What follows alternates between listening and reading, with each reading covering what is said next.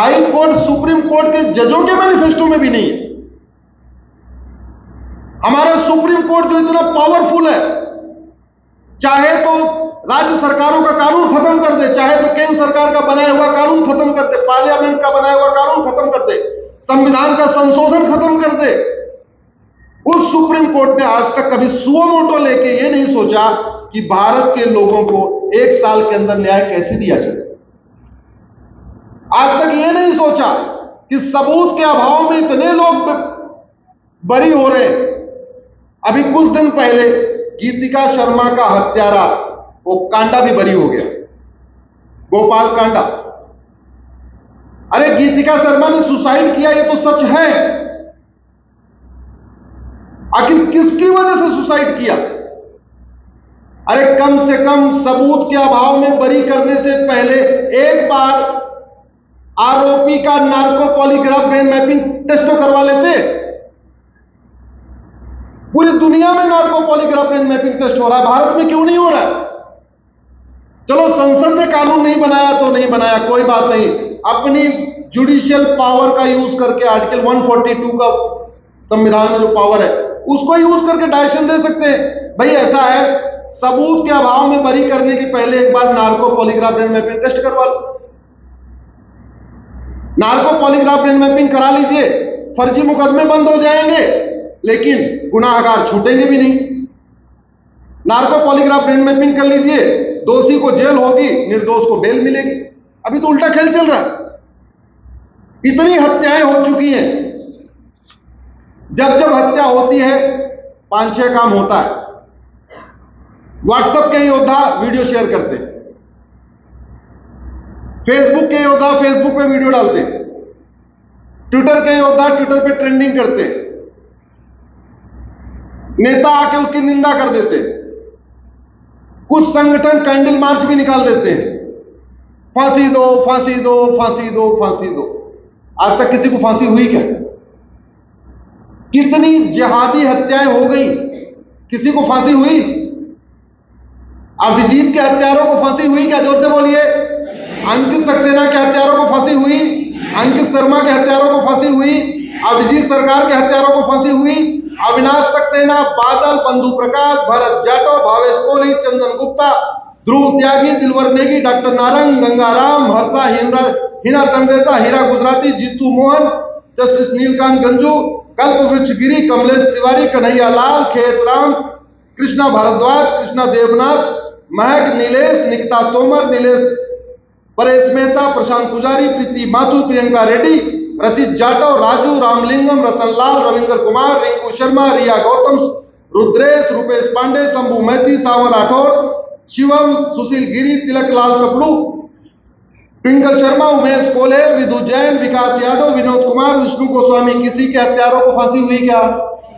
ये मैं वो नाम ले रहा हूं जिनके वीडियो शेयर हो चुके हैं, फेसबुक पे आ चुके हैं, ट्विटर पे ट्रेंडिंग हो रही है, justice for justice for justice for हो चुका है, कैंडल मार्च हो चुका है, कई बार जंतर मंतर पे भी लोग बाहर आ चुके हैं, सड़क पे तख्ती लेके निकल चुके हैं, सब कुछ हो रहा है। किसी को फांसी हुई क्या? जानते हैं क्यों? क्योंकि दवा तो वही पुरानी है, दवा पुरानी है।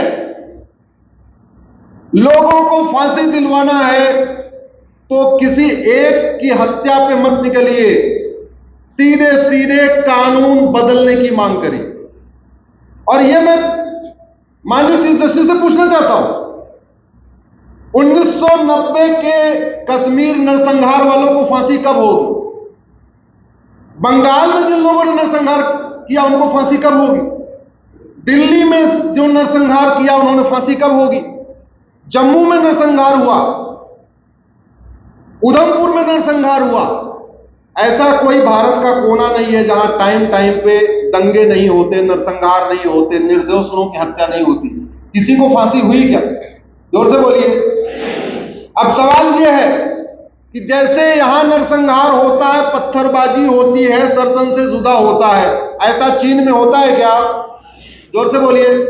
इजराइल में होता है, सिंगापुर में होता है। क्यों?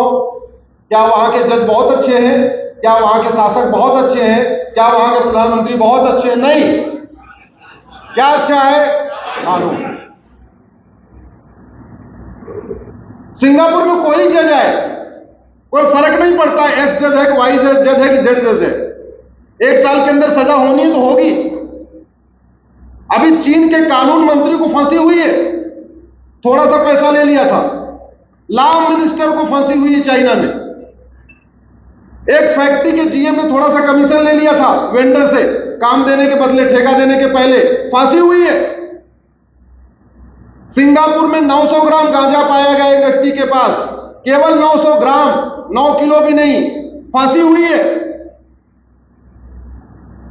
व्यक्ति पावरफुल नहीं होता, याद रखिए। शासक पावरफुल नहीं होता, जज पावरफुल नहीं होता। पावर क्या होती है किसमें? कानून। और कानून बनाने की कोई लागत है क्या? जोर से बोलिए। हर चीज की लागत होती है। एयरपोर्ट बनाने की लागत, हॉस्पिटल बनाने की लागत, स्कूल बनाने की लागत, एक्सप्रेसवे बनाने की लागत, हाईवे बनाने की लागत, ट्रेन बनाने की लागत, रेल बनाने की लागत, स्टेशन बनाने की लागत, सब कुछ लागत आती है, लेकिन चंद लोगों को फायदा होता है। कानून बनाने की कोई लागत नहीं आती और भारत के 150 करोड़ लोगों को फायदा होता है। लेकिन इसलिए नहीं बन रहा है। आप डॉक्टर से खुश हो, बीमारी बढ़ रही है, लेकिन आप कह ही नहीं रहे भैया दवा कब बदलेगी। जो पहले बुखार था धीरे धीरे देखते देखते टाइफाइड हो गया, जो पहले बुखार था देखते देखते निमोनिया हो गया। क्यों? क्योंकि बीमारी का तत्काल इलाज नहीं होता तो बीमारी बढ़ती है। ऐसा ही है ना सब? ऐसे ही। ऐसे ही अपराध का तत्काल इलाज नहीं होता तो अपराध बढ़ता है। भ्रष्टाचार का तत्काल इलाज नहीं होता, भ्रष्टाचार बढ़ता है। लेकिन हमने न मांगा न दिया। आखिर इस देश में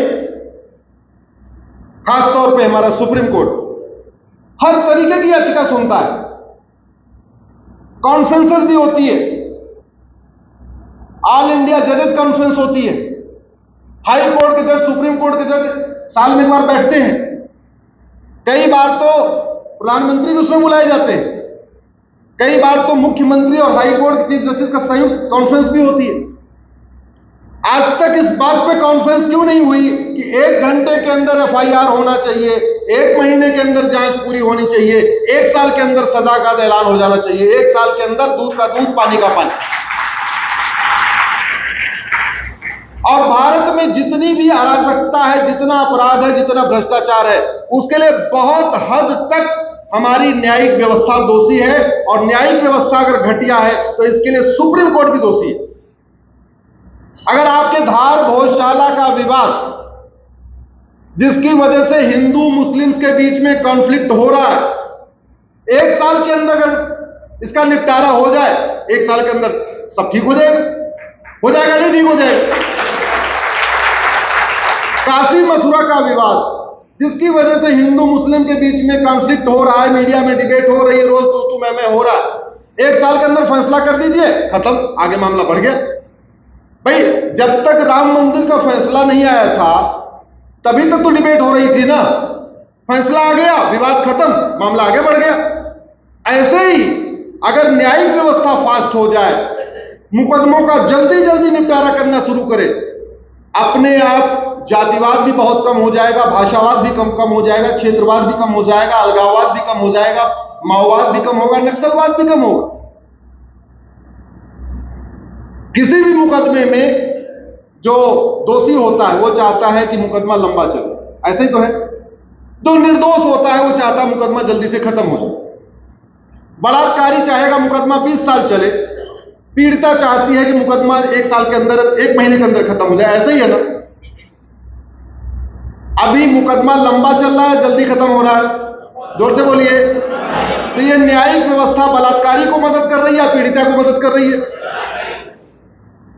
घूसखोर चाहता है मुकदमा लंबा चले और मुकदमा लंबा चल रहा है, यानी न्यायपालिका भ्रष्टाचार को बढ़ा रही है, भ्रष्टाचारी को बचा रही है।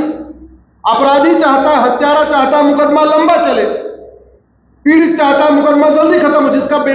जिसके बेटे को मार दिया है, जिसके परिवार की हत्या हो गई, वो चाहेगा जल्दी फैसला हो जाए। लेकिन मुकदमा 20 साल 30 साल चल रहा है, यानी न्यायिक व्यवस्था किसके पक्ष में खड़ी है? हत्यारों के। किसी के अगर घर का विवाद है, मकान मालिक किराएदार का, मकान मालिक चाहेगा जल्दी से मकान खाली हो जाए, किराएदार चाहेगा मुकदमा 20 साल 30 साल चले। ऐसे ही है ना? तो न्यायिक व्यवस्था किसके साथ में खड़ी है? जो खाली नहीं कर रहा, अवैध कब्जा करके बैठा हुआ। प्रशासन चाहता है कि सड़क के किनारे जो अवैध निर्माण है जल्दी जल्दी खत्म हो जाए, इसको तोड़ फोड़ कर दूर कर दो। लेकिन न्यायिक व्यवस्था उस अवैध निर्माण को हटाने में 20 साल तक मुकदमा सुनती रहती है। तो न्यायिक व्यवस्था अवैध निर्माण को बढ़ा रही है, घटा रही है। घुसपैठिए चाहते हैं भारत में उनका मुकदमा लंबा चले, न्यायिक व्यवस्था 30 साल उनका मुकदमा सुन रही है। तो न्यायिक व्यवस्था घुसपैठियों के समर्थन में या विरोध में है? वास्तव में अगर न्यायिक व्यवस्था ठीक हो जाए, नार्को पॉलीग्राफ ब्रेन मैपिंग कानून बन जाए, जल्दी जल्दी मुकदमों का फैसला शुरू हो जाए, घुसपैठ भी रुक जाएगी, धर्मांतरण भी रुक जाएगा, जनसंख्या और जिहाद भी रुक जाएगा, माओवाद भी खत्म हो जाएगा, नक्सलवाद भी खत्म हो जाएगा, कट्टरवाद भी खत्म होगा, मजहबी उन्माद भी खत्म होगा। वर्तमान न्यायिक व्यवस्था धर्म की जय नहीं कर रही है। यह संविधान का लक्ष्य है राम राज्य की स्थापना। आप सोच रहे होंगे इसमें कहीं लिखा नहीं है। नहीं लिखा है तो प्रियम्बल में पढ़िए। प्रियम्बल कहता है equality, justice, liberty, fraternity, unity, integrity. Fundamental right को पढ़िए। आर्टिकल 14 कहता है इक्वलिटी बिफोर लॉ। आर्टिकल 15 कहता है कि किसी के साथ भेदभाव नहीं होगा।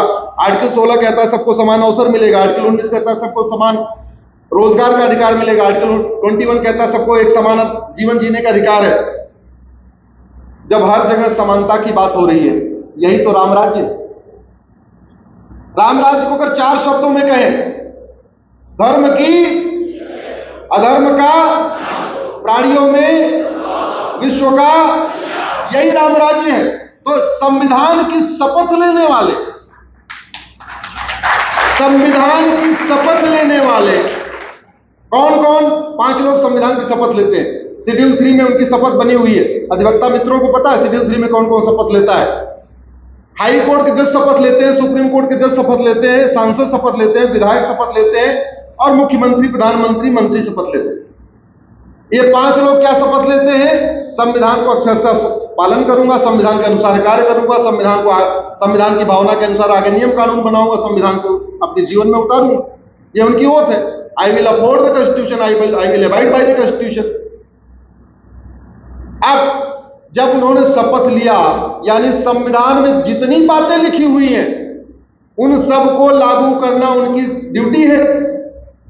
संविधान के प्रियम्बल में लिखा है जस्टिस, यानी हाई कोर्ट और सुप्रीम कोर्ट के जजों की ड्यूटी है सबके साथ न्याय हो। अब न्याय 20 साल के बाद न्याय हो तो काहे का न्याय? वो तो अन्याय हो गया।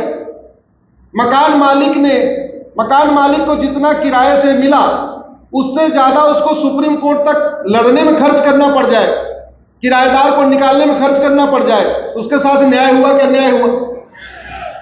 अगर कोई एक दबंग आदमी किसी की जमीन पे कब्जा कर ले और दबंग आदमी से जमीन को छुड़ाने में उस बेचारे गरीब इंसान को district court, high court, supreme court में 30 साल लड़ना पड़े, और लड़ने के बाद जमीन मिली, उसको मिला क्या? कुछ नहीं मिला। उसको न्याय कहां मिला? अरे जमीन तो उसी की थी, 30 साल किसी और ने बोया, 30 साल किसी और ने खेती किया, उसको पैसा खर्च नहीं करना चाहिए। 30 साल वो मुकदमा लड़ा, तारीख पे तारीख गया, अपना कहते तन भी बर्बाद, मन भी बर्बाद, धन भी बर्बाद किया। 30 साल के बाद अगर उसको अपनी जमीन मिल भी गई तो न्याय नहीं, ये अन्याय है। और ऐसा ही हो रहा है, ऐसा ही हो रहा है। आज की डेट में किसी को सड़क के किनारे अवैध निर्माण करने में कोई डर क्यों नहीं है? उसको पता है मुकदमा चलेगा 30 साल। किसी की जमीन कब्जा करने से डर क्यों नहीं लगता? उसको पता चलेगा मुकदमा 30 साल। किसी को घूस लेने से डर क्यों नहीं लगता? उसको पता चलना मुकदमा 30 साल। किसी का किडनैपिंग करने से डर क्यों नहीं लगता? उसको पता चलेगा मुकदमा 30 साल। हो सकता है कि सबूत के अभाव में छूट भी जाए। और ऐसा हुआ है। इतने एग्जाम्पल मैं आपको देता हूं। कॉमनवेल्थ घोटाला 70,000 करोड़ का, किसी को आजीवन कारावास फांसी हुई क्या? हुई किसी को? 12-13 साल हो चुके। हेलीकॉप्टर घोटाले में किसी को सजा नहीं हुई। आईपीएल स्पॉट फिक्सिंग में किसी को सजा नहीं हुई। केरला सोलर पैनल घोटाले में किसी को सजा नहीं हुई। 1,76,000 करोड़ के 2G घोटाले में किसी को आजीवन कारावास फांसी नहीं हुआ। आधार स्कैम में किसी को आजीवन कारावास फांसी नहीं हुआ। आसाम एजुकेशन स्कैम में किसी को आजीवन कारावास फांसी नहीं हुआ। बेंगलुरु मेल स्कैम में किसी को आजीवन कारावास फांसी नहीं हुआ। इसी तरीके से कैश फॉर जज किसी को आजीवन कारावास फांसी नहीं हुआ। आपको जो पुराने लोग हैं उनको पता है, एक बार संसद में नोटों की गड्डियां लहराई गई थी, याद होगा, याद है? किसी को आजीवन कारावास फांसी हुआ क्या? नहीं। अभी कुछ दिन पहले दिल्ली में एक सर्जिकल घोटाला हुआ, किसी को आजीवन कारावास फांसी नहीं हुआ। पीएफ स्कैम हुआ, ईपीएफ स्कैम हुआ, गोवा माइनिंग स्कैम हुआ, हुड्डा प्लॉट स्कैम हुआ, बीज घोटाला हुआ, फल घोटाला हुआ, जल घोटाला हुआ, और चारा घोटाले के बाद अभी तो छत्तीसगढ़ में गोबर घोटाला भी हुआ। कोई घोटाला बचा क्या?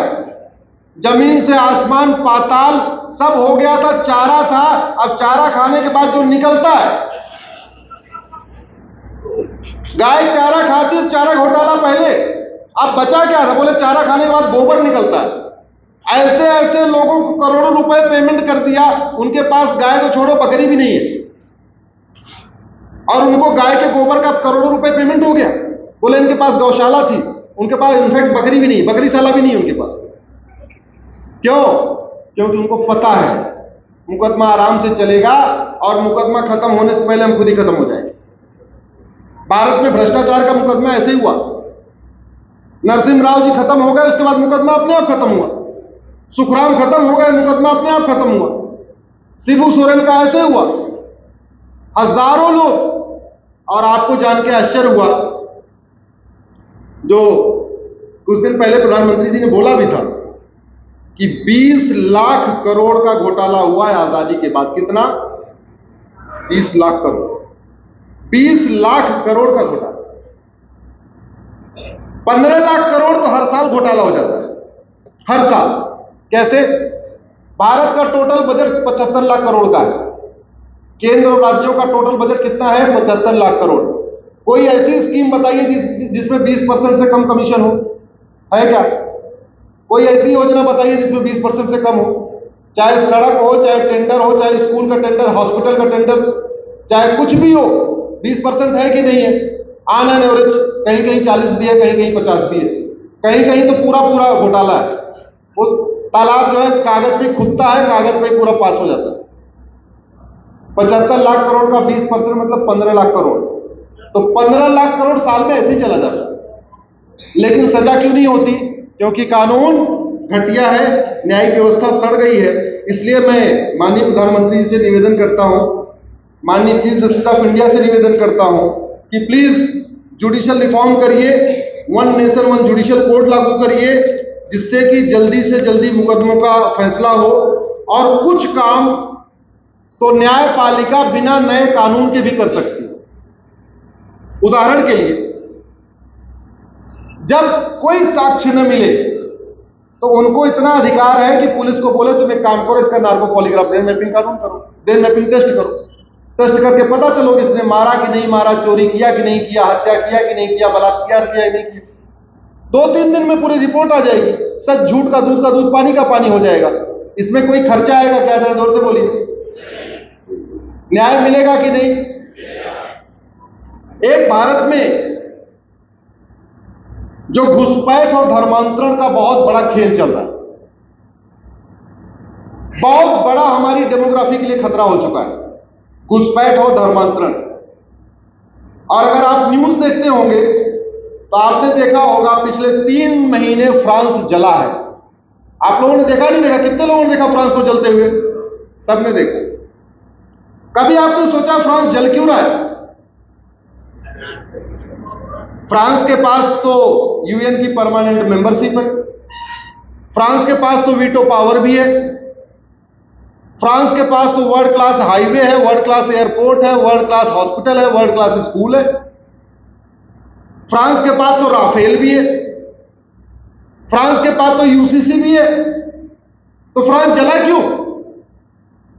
क्योंकि फ्रांस ने सठे साठ्यम समाचरे सिद्धांत के अनुसार कानून नहीं बनाया।